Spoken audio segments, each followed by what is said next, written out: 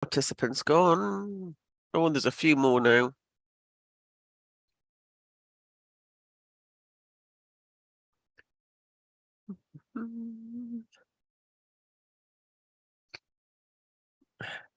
Hello, hello, hello. Welcome to the latest edition of PMO HotHouse.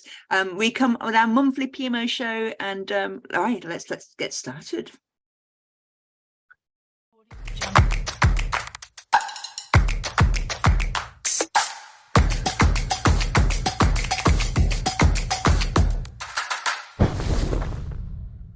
Hello, hello, hello. Hope you're all well. It is HotHouse, and we're here not only with an audience within Zoom, but we're also live on all our channels as well. So live streaming too. So if you've not, if you're looking at this on live stream and you want to get involved, just make sure you head over to the House of PMO to the events pages, and that's where you'll find us. And we've got a show lined up for you today. It's quite a tight one today. It's quite a lot going on. So let's have a look at what's on the agenda today. As you probably know, if you've not joined us before, what we tend to do with HotHouse, it tends to be really quick, fast and furious, lots of different kind of segments, and these are the kind of things that we cover. But if you're here to see us and you know, joining us yet again, glad to have you back. You know that we like a bit of chat as well, so if you want to drop into the chat and let us know where you're from today. Eileen, how are you today? You okay? I'm not too bad. I think I've just about recovered from the conference. and this is actually our second HotHouse this month, isn't it? Is it? It is, because we did one live. Oh, right. Yes, well, we'll come on to that. Yeah, absolutely. Threw me then for a second. And that's obviously where we're going with today's theme.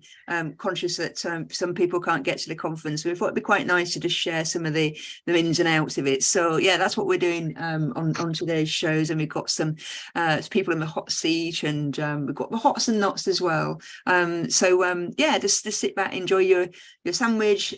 Just make sure you, if you've got any things that you want to contribute, just get it into chat. And we also have a bit in here about asking the audience as well, so don't be shy. You can come off mute, come on to camera, whatever you want to do, and share with us as well. So before we get cracking then on the conference, it has been a bit hectic, and we got out and about doing other things as well. So let's get into that segment.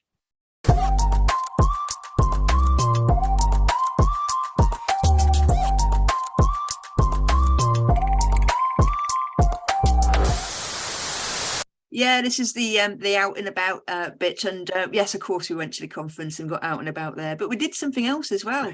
Eileen, you were out and about.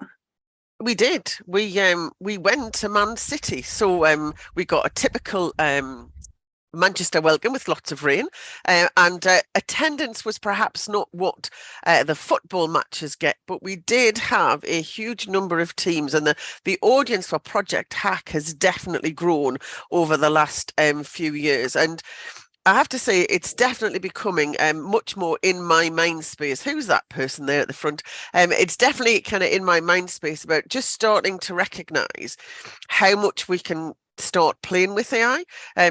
I've been to a couple of hacks before, and I've kind of been there and kind of tried to look a bit knowing, but really didn't have a Scooby what it was all about. And I'm actually just getting my head around. So we had a great time. Hopefully we're going to have some interesting things coming out of there, because we gave a challenge for the competency framework. So yes, more on that further on down the line, methinks, Lindsay. Yeah, no, absolutely. So yeah, we went straight into the hack after this. So this is what we were up to the week before.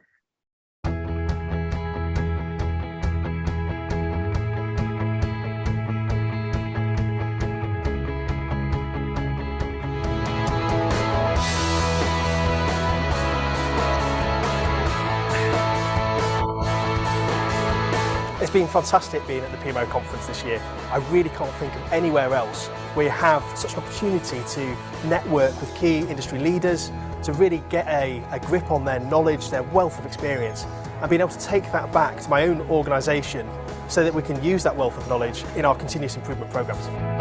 Amazing show, very topical presentations, a lot of great speakers, a lot of very interesting subjects around AI, PMO best practices, how to set things up. It's just amazing show. I went to about 4 or 5 of the different talks today and was really impressed with the quality of the speakers, with the presentations and with the information that they presented. I learnt a lot today. We've been talking about AI, we've been talking about how fast the rate of change is happening, prioritization, so how do you pick what you work on. It's been fantastic to come and just hear different people's ideas, different perspectives, and loads of people willing to have a chat, being friendly. It's been a fantastic event. We've had some really good footfall, a lot of volume in between the sessions.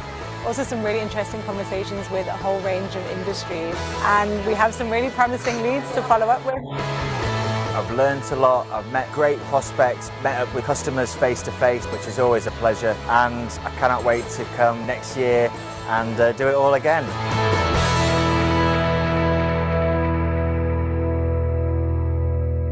Yeah, so not a bad little show there, I think. Sorry, It's amazing. I don't know why I'm getting some noise on this one. I don't know at all. But yes, sorry. But yeah, we did another show put on, and it was great to see lots of new faces as well as people that have been before. I think the pandemic's well and truly behind us, which is great, and a lot of energy in the room. But I think one of the things that is obviously come out of that. There's a lot of content, and the people that were there are managing to look at the videos now and look at the slide decks and stuff like that, and certainly for things they didn't see. And we'll also be rolling that kind of thing out, and I'm a little bit behind on it because everything else has just been going mad at the moment, but we will be coming out with Antonio's keynote speech, which kind of set the scene for the day. And this was just one of the slide decks that came out of Antonio's talk, which a lot of people jumped onto this because we're hearing about the future of work and AI and technology changes, and perhaps our jobs are going to be at risk and all that kind of good stuff. But actually what it is the scene that he set is that there will be more change, there will be more projects, and actually the kind of AI type elements will be taking over more of the running the organization, whereas the projects still need those people to be able to manage this change. The feel from them, I think Eileen, you took something away from Antonio's as well, didn't you, just about the message for PMOs about change, and that there's going to be a lot of change within the PMO as well. Absolutely. I mean, one of the things we do in the House of PMO is we're trying to support people to kind of do what needs to be done to continue to be current in terms of the thinking around PMOs. And I think this really does sets out the challenge for PMOs going forward in terms of our role is going to take over more potentially of the kind of the work that's done in organizations, rather than being the kind of the small little kind of bit that's stuck over to one side. And it'll be really interesting to see how PMOs develop in terms of people's view on kind of whether they're required or not, but also in terms of people, the reputation that PMOs have, and we may well lose that admin function reputation that in a lot of organizations still exist. Yeah, great. I mean, there's a lot to unpick from this session, and it's going to get listened to again, and some of those key messages come out, because it's interesting how some talk at the beginning of the day kind of changes people's perspectives as they go and then listen to some of the stuff that's coming at them from different streams and things. And I'm just going to share just a few more, but at least I can. These are some of the ones I actually listened to, which is mad on a day like that I did actually get to listen to. This one was about net zero PMO. I didn't realise just how many PMOs are already tackling this subject. It was completely brand new to me. I don't know about you. Is anybody here on this session today? Is it something that you're already looking at? This session came from Atkins. They're doing a lot of work around this. I appreciate it's a very complex and difficult subject that PMOs are tackling with, and I think there's more to come. So what we're taking away from that is that we're going to be carrying on the conversation with Atkins to understand the kind of things that they're doing. They're also going to be publishing something around this space as well, it's one of those that it's new to me, but there are a lot of people in that room that are already there and already struggling. So interesting stuff. PMO of the Year award went to BT Open Reach. This is the APM PMO of the Year award, and we had one of the guys there from who've been leading that effort and taking that PMO to that kind of level, which was Catherine Lum.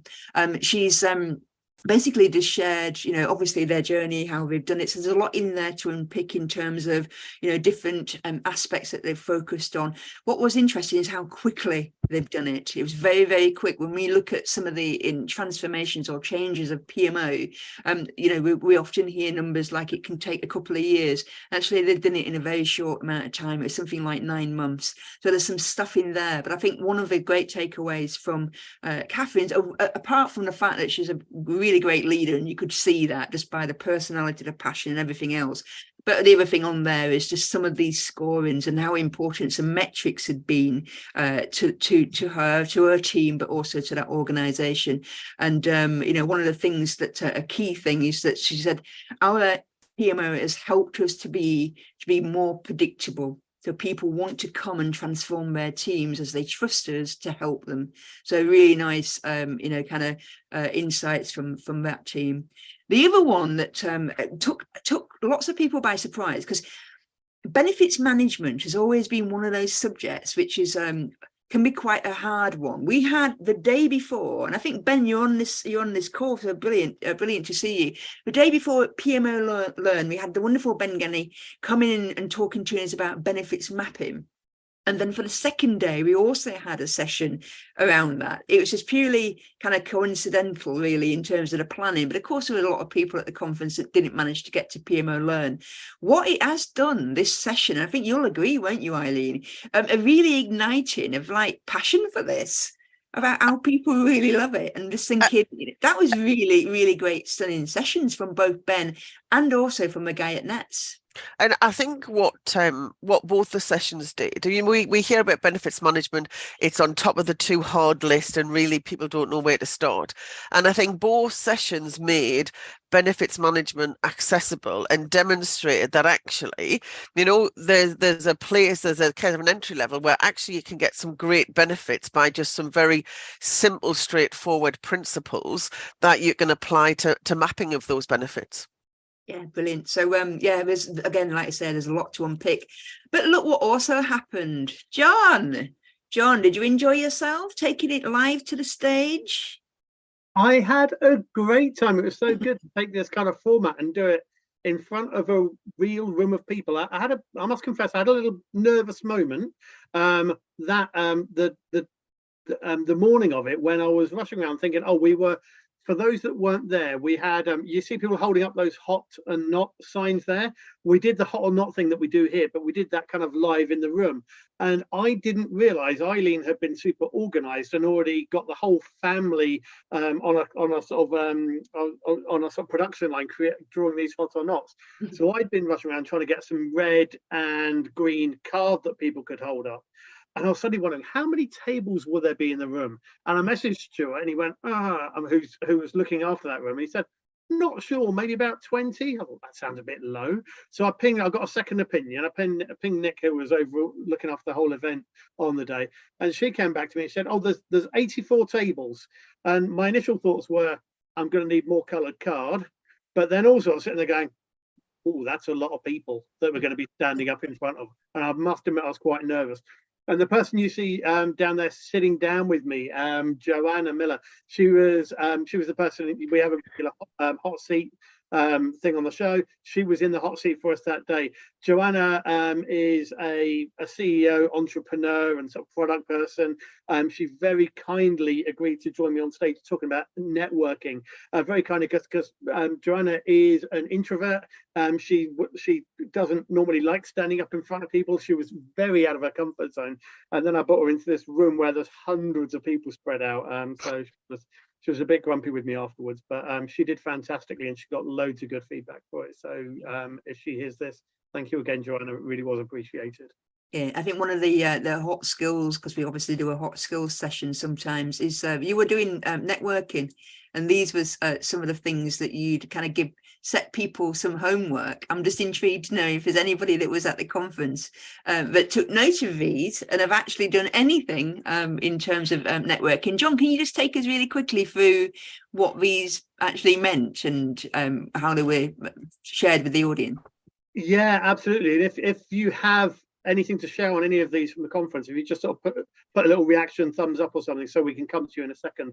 So this was we were thinking about sort of the amount of times people go to a conference or go on a training course, and then they come back from that event, get back into the day job, and then look back 6 months later and go, oh right, it was really good fun, but nothing's really changed from what I learned and what I experienced. And a lot of people were nodding in the room. I can see Teo nodding there as I'm saying it as well, so it's resonating, right? So what we said was there was this challenge that we set everyone in the HotHouse session, which was firstly, think now, as in at the session, about one thing you want to do differently following the conference. That thing about finding your first note, this was from a musician who was talking about finding it really, when people find it hard to compose music.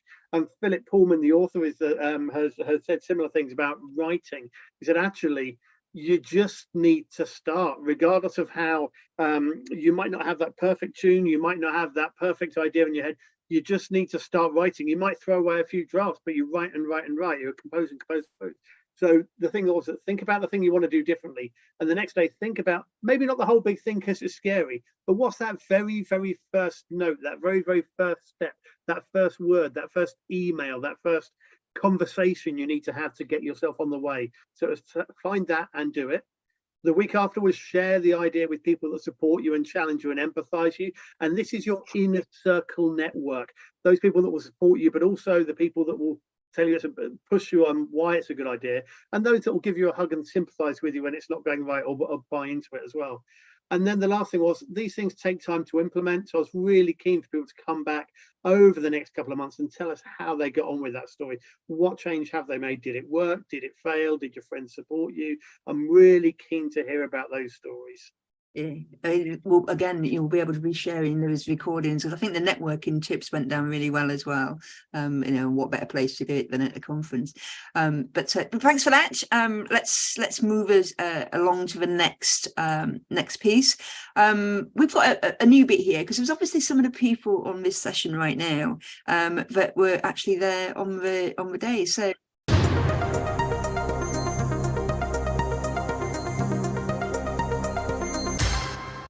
Yeah, so we've got people that were actually there, at the conference, and we'd just love to know a little bit more about, your thoughts from this.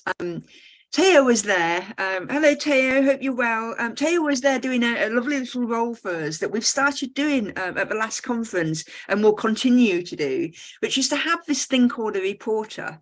It's always great with these sessions to get a practitioner view of, what sessions were about, and rather than just getting my take on it all the time. And Teo, lovely volunteer on the day. You saw quite a lot of sessions.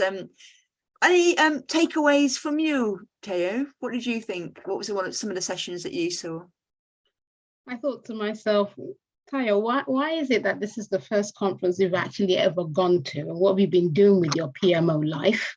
That's the first thing that struck me, that all of this good stuff has been going on behind my back, kind of thing. Like everybody said, it was very impressive. The speakers were very impressive. I was very surprised when the lady who was being interviewed by John, when she was described as an introvert, because when you think about entrepreneurs, you think introvert, entrepreneur, and what that did for me in that moment was that it's like you can be different things just because there is a definition of a particular way of thinking or doing things. It doesn't mean you have to fall into it. An entrepreneur can be an introvert, extrovert. You just go ahead and do what you need to do, kind of thing. I think the session that stuck with me most was the benefit realization, the benefit mapping, the enthusiasm from that man. Yeah. It's like he was like, yes, well, this must be exciting, kind of thing. And something that is quite challenging, can be quite mundane sometimes when you don't really have the right people in the room. He just really brought it alive alongside with the lady presenter that was there as well. So that is the one that has really stuck with me, because I see that it's a really challenging aspect of PMO. And another thing that I took away was that because of the nature of the kind of PMOs that I tend to be in, I tend to always be on assignments on a contractual type of situation. So I'm coming in to come and deal with something very specific. And what I've noticed about those kind of PMOs is it's always a case of don't touch that. We're not asking you to do anything about that. You know, you just come and fix this kind of thing. And then you're saying to them, well, the reason why you are where you are is because all of that is broken in the background. But they generally do not want you to focus on that. They want you to focus on something else. And I find that all the things that we were talking about during that conference, they work beautifully when you've kind of like the PMO is there, it's recognized as longevity, and you have a voice and you have an authority in that organization. That's where it works best the most. Yeah, brilliant. Thank you very much. And we look forward to seeing some more of your insights over the coming week. And we've also got Martin. Martin, you were also one of our reporters. And by the way, if anybody else is interested in this kind of thing, please do get in touch. That's a shout out for you. We're obviously going to be doing the conference in Edinburgh. There's a role there. But we also had Martin Bell. Martin, I think you've joined us now. Yeah. Hi, how are you? I'm very well, thanks. Sorry, client calls always tend to schedule themselves at the exact inappropriate time. Thank you. That is life. No, yeah, I mean, Lindsay, obviously you and me have had a couple of emails back and forth. I really enjoyed it. It's, again, first PMO conference that I've been to and the first conference that I've kind of been to in a fairly long time. I think just the entire structure of the day, the vendors that were there were all really interesting. And just each of the individual sessions that I managed to attend were all really impressive. The one that really stuck out for me was, I think, Dom Wilson's operational excellence one. And just having Dom really charismatic, kind of light-hearted, a little bit jokey, that really kind of resonated in terms of how to build out a PMO that's not just kind of stuck in the weeds and kind of building out a lot of the administrative processes, but really building out the relationship side of things and making sure that they're providing huge business value, not just in corners building spreadsheets, but providing real business value across BDO, which is obviously a huge organization. But yeah, and obviously the closing keynote at the end from Matthew was fantastic as well. Really good way to end the day. Yeah, and can I just put you on the spot because you shared something really lovely with me yesterday, which I really, really appreciate you doing. The other side to a conference like this is obviously the networking side. Can you just share with people just something that happened for you? Yeah, sure. So I actually don't think this would have happened had I not kind of been doing the reporter role for the day as well, which I thought was really fun. So while wandering over into the House of the PMO area and doing part of the reporting role, which was around kind of enabling people to use the table and kind of write things down, I got talking to a girl called Beth, really kind of interesting, in a similar area to me in terms of I operate within a professional services PMO, so a little bit different to the internal ones. And having kind of 5, 10 minute, 15-minute conversation with her, one of the things that she said was she's been moved around a lot in terms of who she reports into, and her new manager kind of described PMO as a pet project. And seeing that Beth was kind of a really passionate individual about PMO in general, and kind of having that the person that's actually meant to be there geeing you up and doing that mentoring and coaching, seeing your function as a side project, you could see that she was a little bit downhearted by it. So I reached out to her afterwards and kind of went, look, I've very similar situation to you. I'm obviously a fair few years ahead of you in terms of where you are within your career, and said, look, if you want to catch up, more than happy to have a conversation and just see where things lead. I had a quick call with her yesterday, which was meant to be half an hour and ended up going for an hour and a bit. And no, so actually kind of building out a mentoring relationship from there and giving people an avenue to be able to have those conversations, especially when they're early on in the career and probably not getting the advice that they're getting. So good for my development and good for hers. Yeah, brilliant. Thank you very much. I mean, that's what it's all about. That's what we're trying to do here at House of PMO, and at least give people that opportunity and the space to be able for those things to happen. So thanks very much, Teo and Martin, for sharing. Like I said, anybody else wants to have a crack at it at future conferences, get in touch. So brilliant stuff. Time to move on. We're keeping the pace going. It's the regular session that we do, which is hot and not. And John, I think you're going first. Keep it tight, please, my dear. What's yours this month?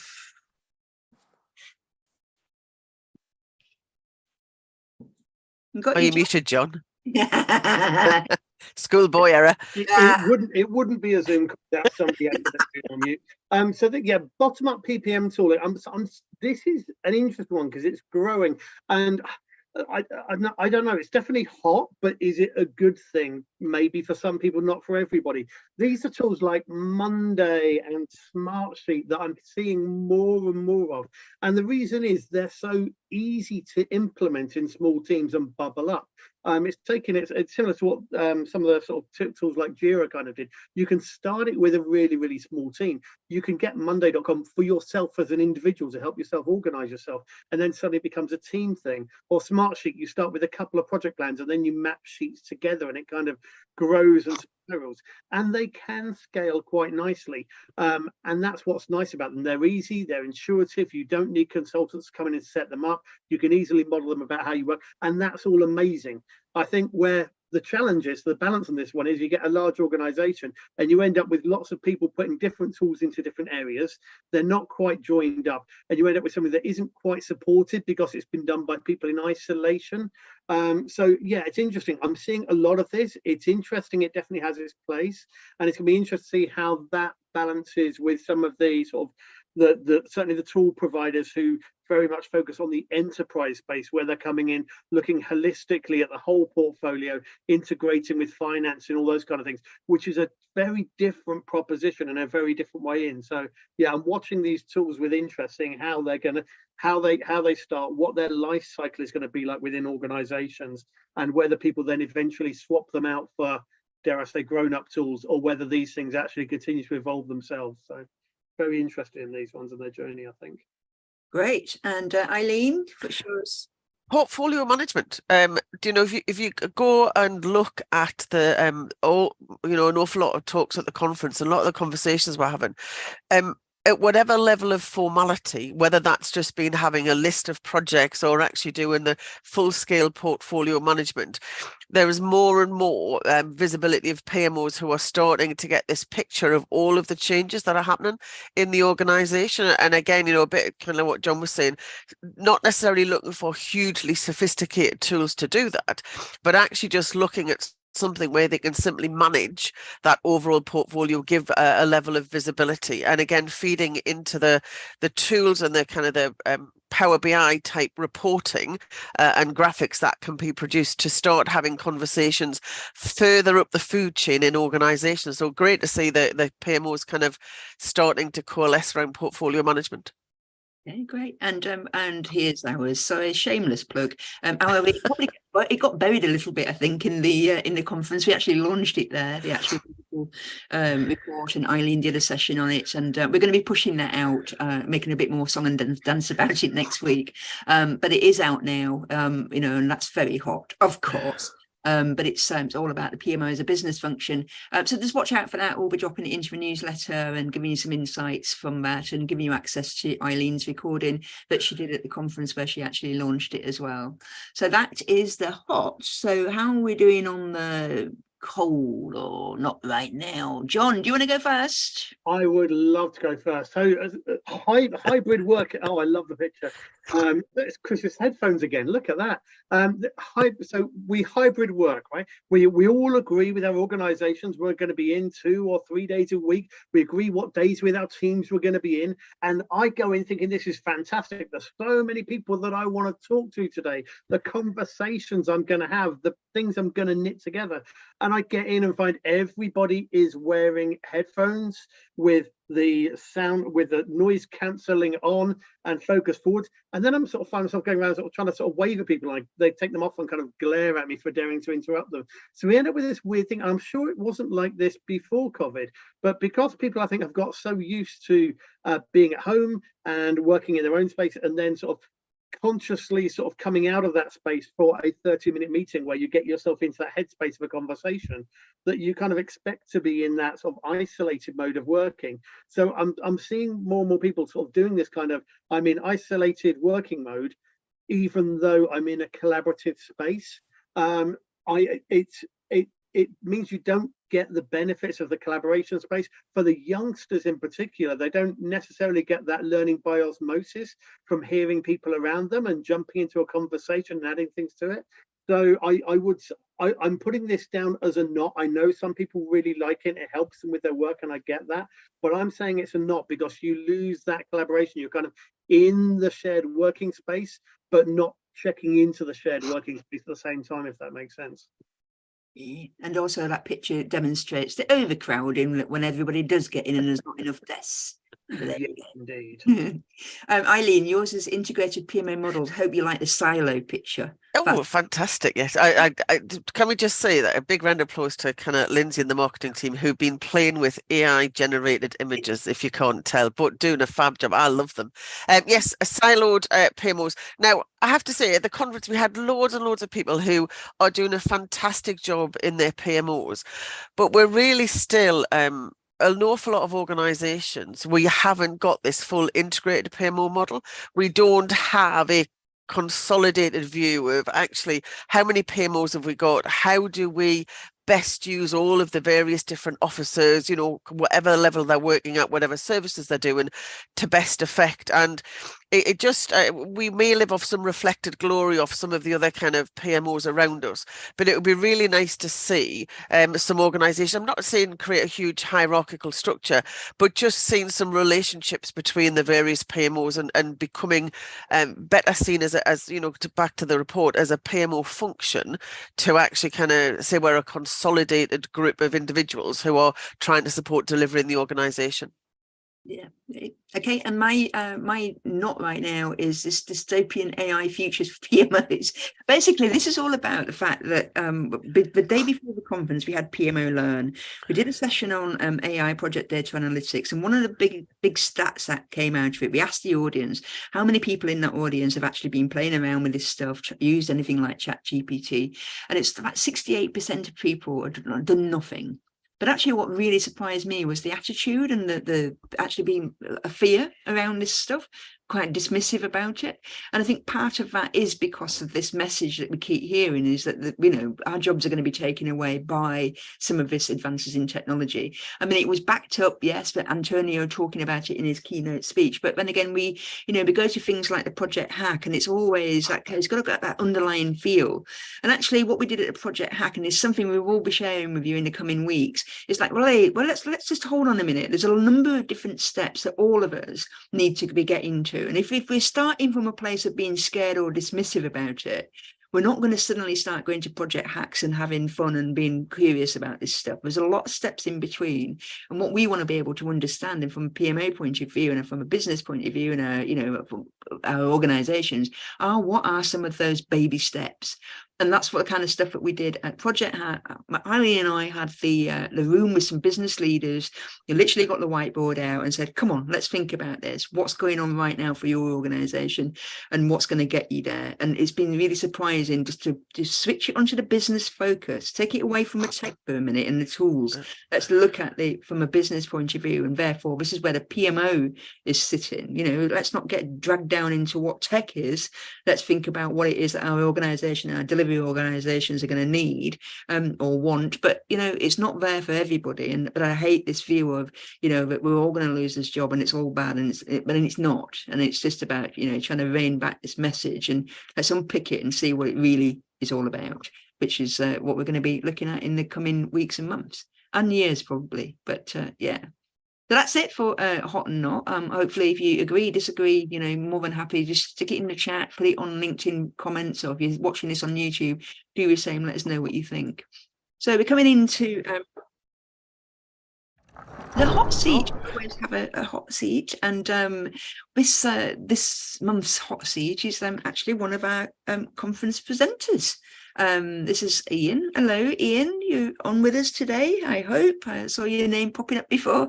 Ian took to the stage for the first time, PMO Conference, talking about his experiences at Virgin Media O2. From people that are not aware, those two companies came together. As you can see behind that big picture behind it, it says Giants Merge.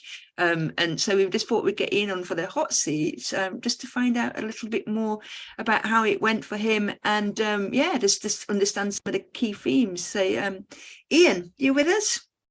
Well, I think I am. I can see myself screen. So there you are. So how are you? Have you come down from being on the central stage, telling everybody about your experience? I came down very quickly straight afterwards. It's fine. How was it for you? Because no, it was okay. It was hard because the tough thing about the big room is that people naturally sit in the same seats they sat in when there were 400 people in the room. Mm-hmm. So you're talking to a massive room with around 80 people. So I was quite pleased with that. But they're dotted all over the place. You can't really see them. So that was something I've never experienced before. Mm. I'm normally in like the other sort of rooms. Yeah. And there are a few technological problems, but which you can see when the video plays back. You'll see me dealing with those, struggling with them. But no, it was good, and I hope I'm very passionate about what we've done, and I hope people that either watched the video back or were there, took something out of it. I did run out of time, I must admit, but that's one of those things. So let put anybody else off. But what we need at PMO Conference is more real stories from real practitioners. We're not looking for polished speakers. We're not looking, this is about being able to get up on the stage. That's the hardest bit. And as Ian said, is that sometimes stuff's going to happen. It gets thrown at you, but please don't let that put you off. But no, I mean, most people that stand up will have stood up in the front of an audience at work, I would think. I've done 50, 60, 70 people at work. It's no different. It's just a bigger room. Yeah, you'll be surprised how many people just for the thought of doing this is absolutely, way too scary. But tell us a little bit, Ian, about what some of the key themes were from your, we knew from Antonio, it's all about, there's going to be lots of change, lots of transformation. You've just been through one of the biggest changes, transformations of bringing two giants together. What's your lessons, or what was the key themes from the presentation? From overall the event, we started looking at AI seriously this year. So during that first year where I said we brought the systems together, that's great, because we then threw out about, I can't remember what it was, 11 systems.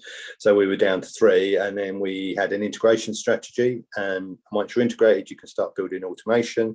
Off automation, you can start to get to machine learning, and that is the kind of road and the journey towards AI. So this year we're looking to develop more AI thinking over and above, and develop our machine learning that we do between the different systems we've integrated. I mean, we use Google Cloud platform for our analytics, where we've just started using that, and that's a massive big data engine. So we're getting into big data as well. But to anyone, it doesn't just happen. AI, to get to AI, you have to go through those steps I've just explained, and that takes time, and it builds and it builds. So I found the AI session was interesting, the one I went to, and the keynote was the other big one for me, because it just completely chimed with where my head's been for probably at least 8 years. Companies try and do too much. There's always kind of a political bum fight. Everyone's projects are the most important projects in the world, so you need really good portfolio prioritization, and actually less is more. As project leaders, it's really hard to get that message across. I'm really lucky. I work for an amazing boss who's absolutely brilliant. She really gets project management, and we are completely aligned. When I went to be interviewed for my original role with her 4 years ago now, one of the things I said was, I actually already interviewed you. If I didn't like what you said about PMOs, I wouldn't have applied for the job. Because, if you don't get on with your boss and she thinks PMOs are all about control and administration, that's not the boss for me. So that was really good. I think, that's probably it. They were the key things. As I said, everything that was said in that first keynote that kicked off the conference was just spot on with my thinking. I was just sitting there smiling, making notes, thinking, I've been saying this for years. But you took to the stage to tell us about your role in, the two companies coming together, which I said, do you remember, is, you've obviously on both sides had some great PMO people. How do you bring them together? How do from a PMO point of view, tell us about the merger? So you know, if you watch it back, you'll see there was a timeline and the things we went through. So very in these situations, it's very you've still got two PMOs running two different ways of organisation, and you've still got to see out that year's plans. So for 21, we still had a Virgin Media and an O2 separate roadmap and separate plan to deliver using the methodologies, etc., and the people that were in place for that. Just before Christmas, the new organisation, from my point of view, was stood up. And you know, really, the first thing I did was I'd only been allowed to meet 2 or 3 people in the other side, and then all of a sudden I'm in charge of 30 something people, and there's about 15 of them I've never met. So we did a couple of calls in the run up to Christmas to introduce, explain what was going on. Basically, it's just standard projects, well, not project stuff, standard stuff where you set the goals and the objectives in the short term. You know, and we had that short-term objective, which was let's bring everything together as soon as possible. So we're not working in two different manners with 2 different sets of systems and all of that, what that creates is a problem. And that's what I said, by the 14th of March, which is pretty good going, it's 10 weeks really, we'd put the new way of working in. And then we went into a couple of weeks of stabilisation, daily surgeries. I think we had 2 or 3 options for people every single day where they could drop in and ask questions if they weren't sure about the changes. And then after that, from the beginning of April, we pushed all of the ideas that we'd had that where things might not work into a Jira board, split them across the type of things that we needed to do, and we started a kind of, call it DevOps, shall we? Our own DevOps. I call it DaveOps because the manager of that particular part of the team is called Dave. And Dave will do a 1-week sprint or a 6-week sprint, really depending on what we're trying to do. So there is no real, it's very flexible, let's just say that. But yeah, it was about bringing them together and giving them that common purpose, which we got very quickly. And then I'm lucky, I've got 4 senior leaders that work for me as well. So they are then leading down into their teams and again building the individual teams up, and at the same time my role is more around bringing the 4 teams together, and so and operating as one overall team. And you know, been lots of change. The original organization doesn't look much like it does now because we've done so many tweaks to it to basically improve services, change services, take on extra work, you know, lose certain things that are no longer needed. And yeah, sounds brilliant. Don't give any more secrets away because you can go and have a look at this session in the library, and I'm looking forward to getting around to getting that into the library, going through it myself and looking at some of the key lessons and things that have come out of it. It's a great story. It's got a lot of things, different things in there that I think most PMOs, it's like not having that opportunity to be in a role like that where you're bringing 2 big companies together. But I think you can certainly take bits and pieces away from what it is that you're doing. And of course, from you know, I know Ian's obviously very passionate about the PMO stuff. Make sure he's in your network. Ian's a lovely fella, more than happy to share some of his insights. I know that, and you know, please do make sure you reach out and connect with him. So Ian, I just want to thank you very much for taking part in this. I've just realised about time I changed that photo, isn't it? I look about 10 there. I didn't want to say, you know, whatever. But yeah, thanks very much for doing the conference and dropping in today and telling us more about it. So we're now coming up to the end of the session. We're not going to have a blaze of glory other than our own blaze of glory, which is that we pulled this conference off. Let's think now about what's coming up next, and we've got obviously lots of things happening. Appreciate it's summer, you know, that people will be doing wonderful things rather than listening to PMO stuff. So we're just going to be, you know, doing some things during the day, and then you'll be able to see, you know, that we've got sessions that are coming up that are on the screen right now, but through July, and of course will be another HotHouse at the end of July as well. And that I believe is it. Yeah, do you want to say anything else quickly, Eileen, John? I would just say as the sessions come out, it's worth going to catch up. I mean, even people who are at the conference couldn't be in 4 places at once. So I'm really looking forward to going through and catching the ones I didn't catch up on. Yeah, great. So that's it for this week. Thank you very much for joining us. Always a pleasure. Fast and furious. So yeah, we'll see you next time. Take care.